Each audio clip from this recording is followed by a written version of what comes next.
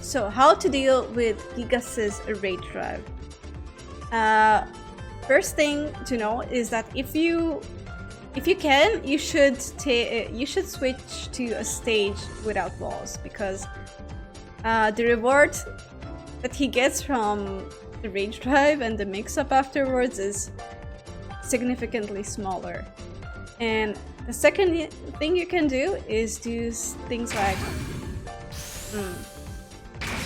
hop kicks. As you can see, hop kicks jump over the rage drive. There.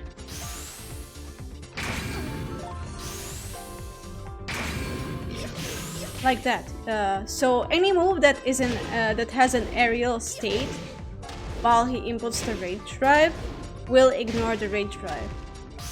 Same with stances that have an aerial state, like Zafina's, because if you hit Zafina in Tarantula stance, you get a float combo, as if she was doing as if you were hitting her while she's doing a hop kick, for example. See, she's not in a stun, so she can do whatever she wants to do.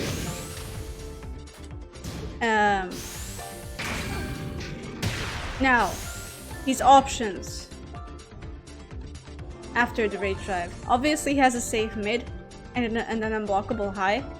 You can't step these, you cannot interrupt it, you have to guess. Oh, and the rage drive, it will stun you from any range. But there I was able to punish it. Yeah.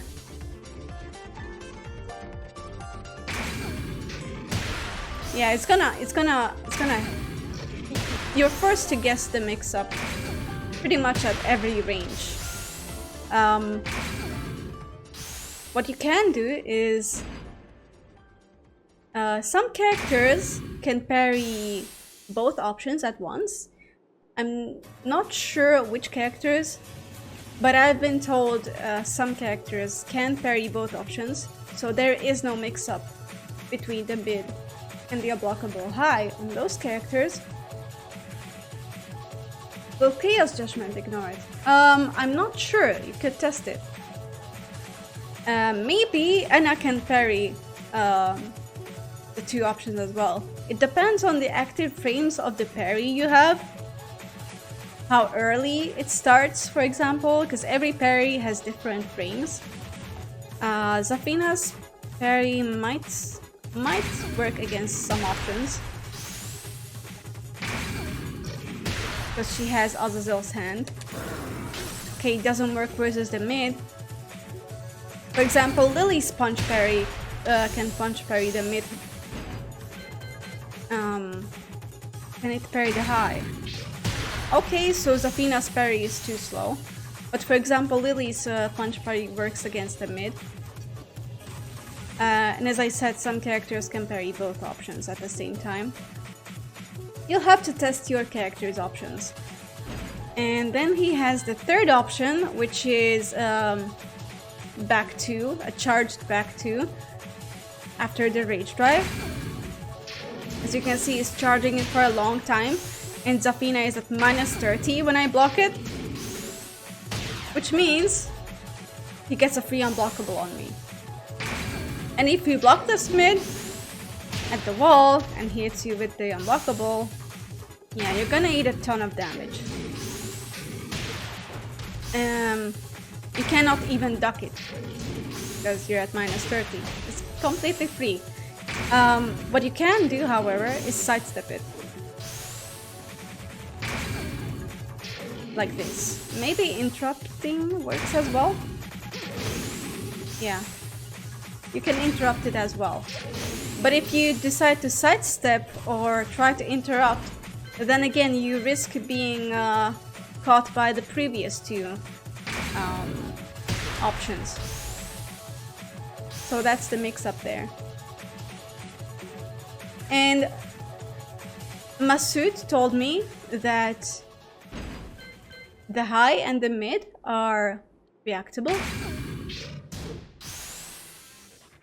because the mid there is 26 frames fast and the high is 24 frames fast.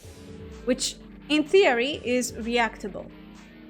So if you learn to recognize the hands and the animations, you can duck when you see his right arm going up for the unblockable. Let me see. See? His right arm goes up when he's doing the unblockable. So if you see the right arm going up, you just duck on the reaction. If you see the left arm going from under, like this, then you don't duck and you just keep blocking.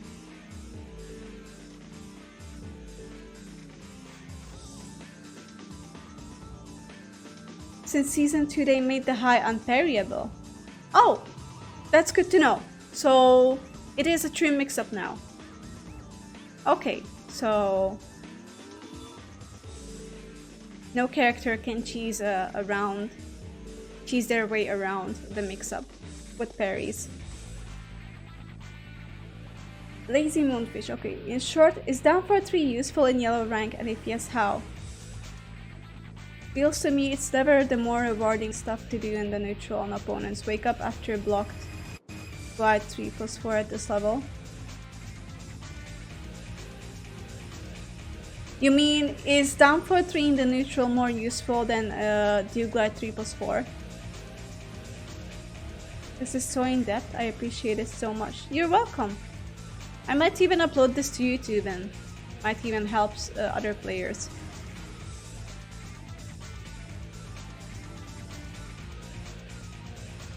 Does her parry work against highs or mids? Zafina's parry should work against both highs and mids.